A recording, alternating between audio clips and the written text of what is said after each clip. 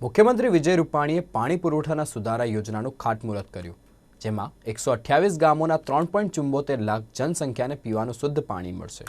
ત્યારે સરકારની આ વાતને કોંગ્રેસ પ્રવક્તા મનીષ દોશીએ કેન્દ્રના રિપોર્ટના આધારે ખોટા દાવા ગણાવ્યા છે અને આજે પણ અમદાવાદમાં 24% વિસ્તારમાં લોકોને શુદ્ધ પીવાનું પાણી નથી મળતું તેમ જણાવ્યું હતું। આ સાથે જ આક્ષેપ કર્યા હતા કે છેલ્લા 15 વર્ષમાં 1.5 લાખ કરોડ ખર્ચ સરકાર દ્વારા કરવામાં આવ્યો છે, તો તે નાણાં ગયા તો ગયા ક્યાં?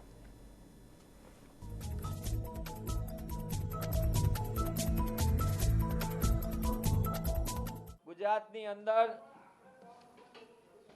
જે પાણીની વ્યવસ્થા માટે કેગનો વોટર ઓડિટ અહેવાલ આવ્યો, રાજ્ય સરકારે દાવો કર્યો કે 35,996 વસાહતો પૂર્ણ રીતે પાણી પુરવઠાથી જોડાય છે।